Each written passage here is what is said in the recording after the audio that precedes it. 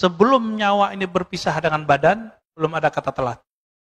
Berguru, cari ahli ma'rifatullah yang bersyariat.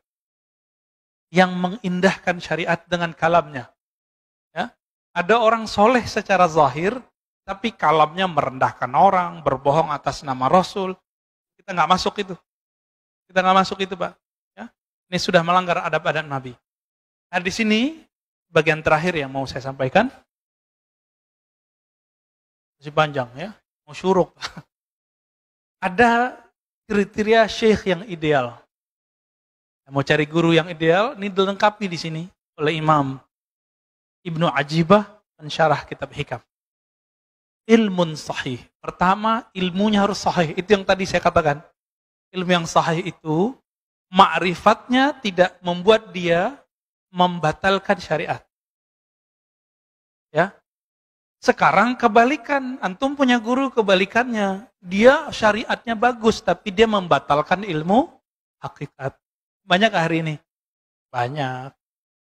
Mulai dari yang mengingkari ilmu tasawuf, ilmu ma'rifat, yang memusuhi mereka, yang menzindik-zindikan mereka, itu banyak. Sampai yang berbohong atas nama mereka, banyak. Itu sama semua tuh. Gimana Pak? Jangan-jangan kita berguru sama mereka nih. Ya. Ini syariatnya oke, jadi ilmu syariatnya bagus, tapi ilmu hakikat dia batalkan. Ciri-cirinya sederhana, dia ngomong, gak ada tuh ilmu hakikat, gak ada tuh tarekat, gak ada tuh. Tasawuf zindik. Ini kalau udah ngomong begini, ya salam. Ya. Jadi berarti ilmunya belum sahih. Sebaliknya, ma'rifatnya tinggi, tapi dia mengingkari syariat, batal.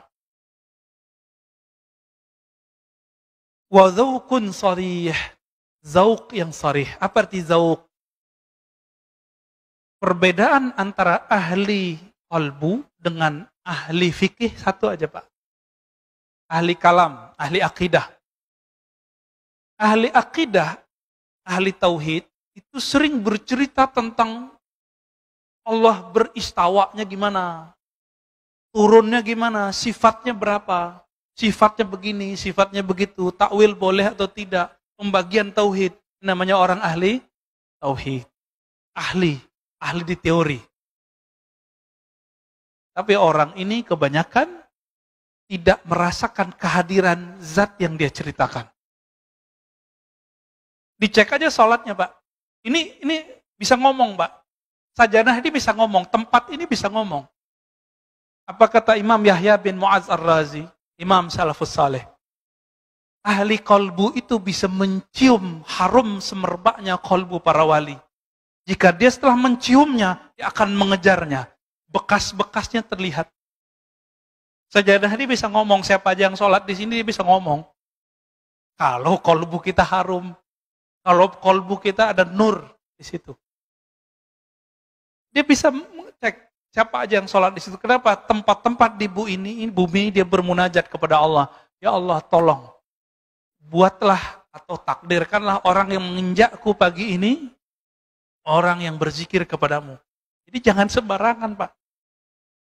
Ini namanya apa nih, Pak? Lantai ini. Batu apa namanya? Marmer. Batu marmer itu sebanyak ini batu marmer di dunia. Ada yang jadi istana, ada yang di rumah, ada yang jadi masjid. Itu enggak sembarangan Allah pilih. Itu si batu dulu pernah berdoa tuh. Karena batu itu ada spiritnya.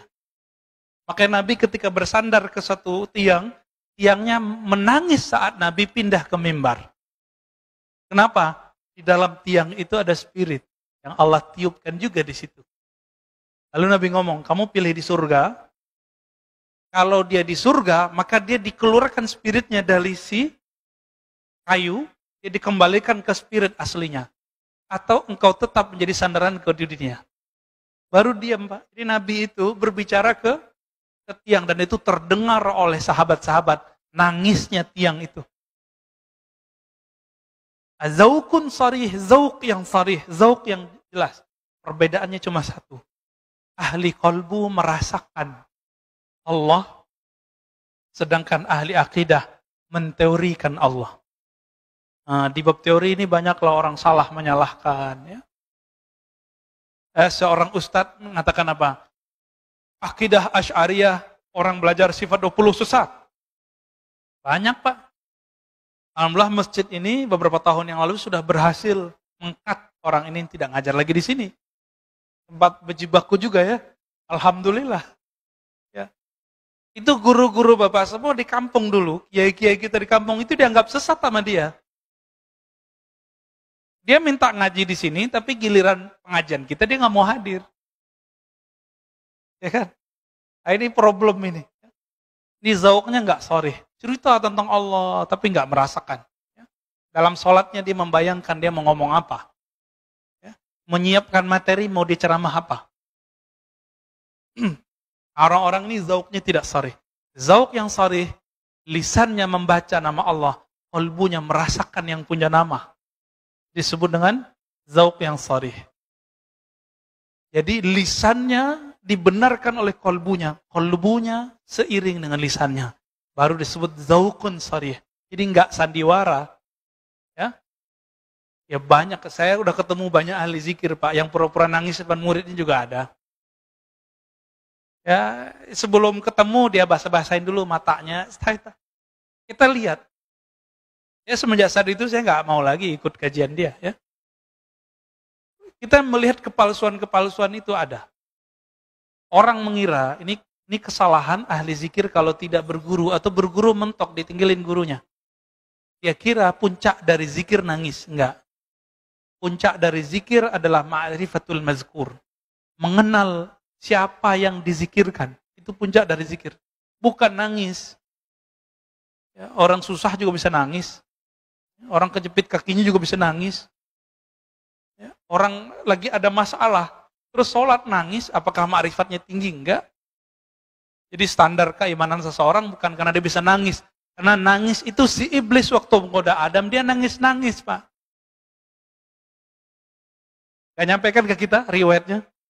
Iblis itu waktu goda Nabi Adam, dia nangis-nangis Pak. Jadi jangan terperdaya oleh tangisan. Wala yaghurrannakum billahil ghurur. Orang bawa-bawa nama Allah, bawa-bawa nama Rasul untuk menyentuh kalbu. Tapi ternyata itu waswas syaitani. Ciri-cirinya itu dia berbohong atas nama Rasul sallallahu alaihi wasallam. Ya, aslinya gergetan, Pak. Ya, dengan orang yang berbohong nama Rasul itu. Cuma karena kita sudah dapat ilmu zikir, ilmu ma'rifat dari guru-guru kita, sudah kita nanggepinnya santai aja. Gak tega sebenarnya. Ya. Kalau ahli hadis yang asli, Kiai Ali Mustafa dulu, guru saya, itu ngisi di Selasa TV nasional. Ada seorang ustadz membacakan hadis itu dhaif jiddan, sangat lemah. Tapi populer. Ramadan awalnya rahmat, pertengahannya maghfirah, akhirnya itqu minan nar. Dibacakan oleh si ustadz ini, dia nggak sowan dulu sama kiai. Udah jelas ada kiai minta izin kayak nanya dulu, Pak Kiai ini saya mau bacain hadis ini, Bu. Sahih apa enggak? Main baca-baca hadis aja. Inilah rahasianya. Kenapa ahli hadis mengatakan Allah yuhadditsa bihadrati man huwa aula. Jangan kamu menyampaikan satu hadis berceramah, memberikan motivasi di depan orang yang lebih utama darimu. Kita tambahkan illa biizni, kecuali dengan izinnya, ridhonya. Bapak kalau lihat 2010 itu orang dibantai oleh Kiai Ali Mustafa Yakub. Ya. Langsung diambil mic ditanya, "Kamu tahu enggak ini hadis riwayat siapa?" Ini sahih apa enggak? Si ustadznya bilang sahih, saya enggak ingat ya. Dia bilang sahih, saya ingat itu. Dibantai habis-habisan. Ini hadis dhaif jiddan. Riwayat Imam Ibnu Huzaimah meragukan kualitas hadisnya. Ente sampaikan ke manusia.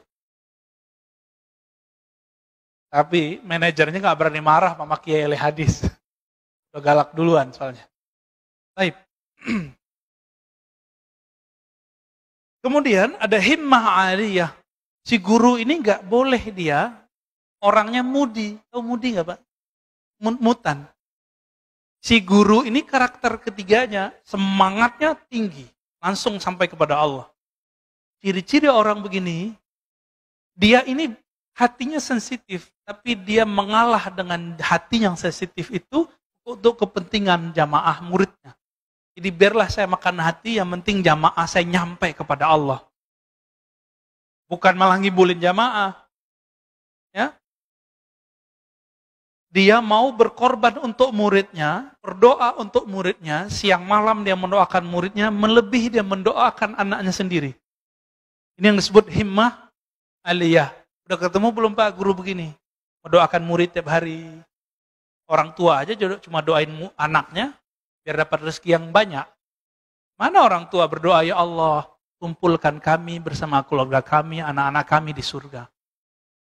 Lapangkan rezekinya, masukkan dia ke surga. Jarang kan yang doa begitu? Rata-rata berizki. Kayaknya hidup rezeki doang. Kalau guru lebih dari itu, guru mendoakan, ya Allah mudahkan hidup murid-muridku. Kumpulkan kami bersama nabimu di surga. Guru Pak. Ini yang disebut himmah aliyah. Himmahnya gak cetek. Ya? Maka guru begini, dia punya akses syafaat. Walaupun dia tidak bisa memberi syafaat secara mutlak, dia harus dapat izin dulu dari Nabi Muhammad SAW. Ya. Wahalatun mardiyah. Nah, kondisi orang ini, kondisi itu ada dua. Kondisi rohani, kondisi fisik. Kondisi di sini adalah kondisi rohani. Kalbunya hanya berisikan nama Allah, ma'rifatullah, bukan dunia. Ini yang disebut hal. Hal artinya perubahan-perubahan. Keadaan dia kalau berubah dari Allah, Rasul, Allah, Rasul, Allah, Rasul, udah gitu aja. Cintanya cinta Allah, cintanya cinta Rasul. Ya. Kalau sudah ketemu orang begini, Bapak ambil ilmu dari dia. Karena apa? Karena dialah yang disebut al-mursyid al-kamil. Mursyid yang ideal. Yang pertama apa tadi? Ilmunya sahih. Syariat, tarekat, hakikat, ma'rifat. Tidak boleh bertentangan. Yang kedua, apa yang kedua? Zaukun sarih. Dia lahir batinnya sama. Jadi lisannya dibenarkan kolbunya dibenarkan lisannya. Yang ketiga, himmah aliyah. Semangatnya tinggi, tidak gampang futur. Yang gampang futur siapa? Futur ini don, mudi. Itu jamaah murid. Tapi kalau guru nggak boleh futur. Ya, nggak boleh ya, tersinggung dikit, kemudian nggak mau ngajar lagi, nggak. Ya. Yang keempat, Pak Mirwan senyum-senyum, kayaknya ada yang kena nih ya. Yang keempat, halnya mardiyah. Jadi dia kalau berubah, perubahannya selalu mengarah kepada ridho Allah Subhanahu wa Ta'ala. Semoga kita bertemu dengan mereka, semoga kita menjadi murid-murid mereka.